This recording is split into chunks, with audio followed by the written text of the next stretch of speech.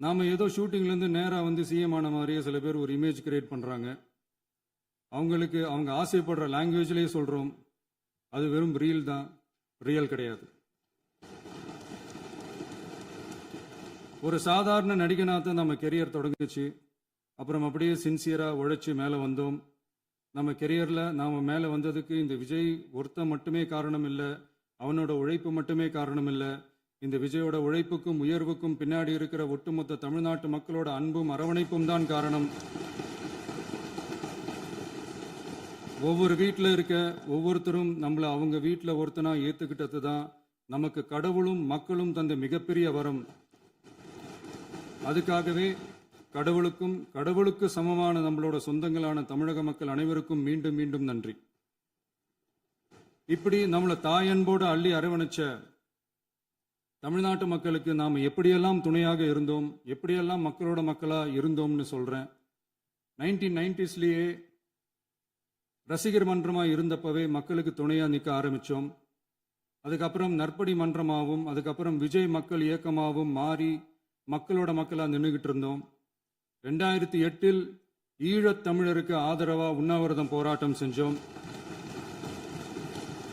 போர் முடிவுக்கு வரணும், நம்ம தொப்புள் கூடிய உறவுகளான ஈழத் தமிழர்களுக்கு பாதுகாப்பான நிம்மதியான ஒரு வாழ்வு கிடைக்கணும்னு அன்னைக்கே கோரிக்கை வச்சோம்.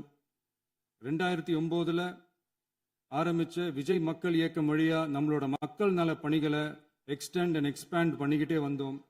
கல்விக்கு துணையா இருந்தோம், சோஷியல் சர்வீஸ் செஞ்சோம், வெள்ள நிவாரணத்துல துணையா இருந்தோம், கொரோனா காலத்துல மக்களுக்கு தோள் கொடுத்தோம். விலையில்லா விருந்தகம், குருதியகம், முட்டைப்பால் ரொட்டி திட்டம், விழியகம், பயிலகம், நூலகம், இப்படி பல வழியில மக்களுக்கு துணையா இருந்தோம். அப்புறம் நம்மளோட திரைப்படங்கள்ல நம்மளால முடிஞ்ச வரைக்கும் ஊழல் எதிர்ப்பை சொன்னோம், சமூக நீதியை சொன்னோம், கல்வியை பத்தி சொன்னோம், அரசியலை பத்தி சொன்னோம். அரசியலை பத்தி பேசுனதுனால நம்ம படங்கள் சந்திச்ச இது வரைக்கும் சந்திக்கிற பிரச்சனையை பத்தி எல்லாருக்குமே தெரிஞ்சது தான். இது மட்டும் இல்லாம 2011 நாகப்பட்டினத்தில் மீனவர் பிரச்சனைகளுக்கு ஆதரவாக ஒரு பெரிய பொதுக்கூட்டம் நடத்தினோம். மீனவர்கள் மீதான தாக்குதலை கண்டிச்சு பேசி அதில் நம்மளோட எதிர்ப்பை பதிவு செஞ்சோம். 2017 ஜல்லிக்கட்டு போராட்டத்தில் தமிழர் பண்பாட்டு உரிமைக்கான நம்மளோட ஆதரவை தெரிவித்தோம். 2018 ஸ்டெர்லைட் போராட்டம், துப்பாக்கி சூட்டில் பாதிக்கப்பட்ட நம்ம சொந்தங்களை நேரில் சந்திச்சு ஆறுதல் சொன்னோம். 2021 உள்ளாட்சி தேர்தலில் விஜய் மக்கள் இயக்க வேட்பாளர்கள் போட்டியிட்டு ஜெயிச்சாங்க.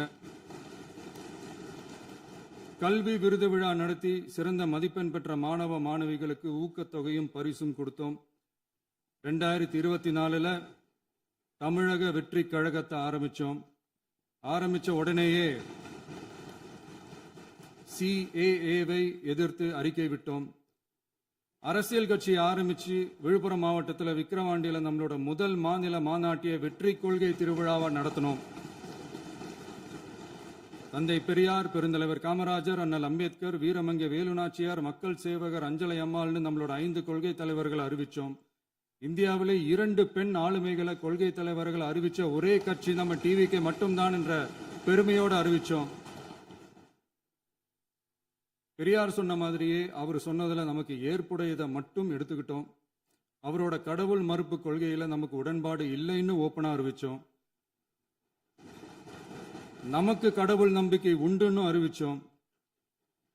யாரோட நம்பிக்கைக்கும் நாம் எதிரானவங்க இல்லைன்னு தெளிவா அறிவிச்சோம்.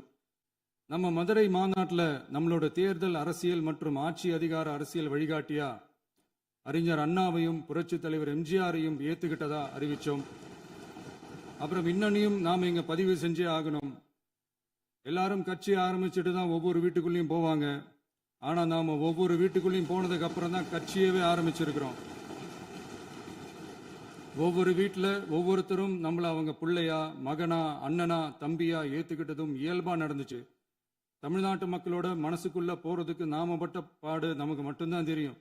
இதெல்லாம் புரிஞ்சாலும் புரியாத மாதிரி இருக்கிறவங்க தான் நம்மள நடிகன் என்று சொல்லியும் நம்ம கட்சியை நடிகன் கட்சின்னு சொல்லியும் சில நக்கல் நையாண்டி இதெல்லாம் பேசுவாங்க. அதை பத்தி நமக்கு கவலை இல்லைன்னு. இப்படி நம்ம அரசியல் பயணம் ரொம்ப டிரான்ஸ்பரண்டா தான் ஆரம்பிச்சிருக்கு. இந்த 2026 தேர்தலில் கூட்டணியே இல்லாமல் தனியா நின்னோம்.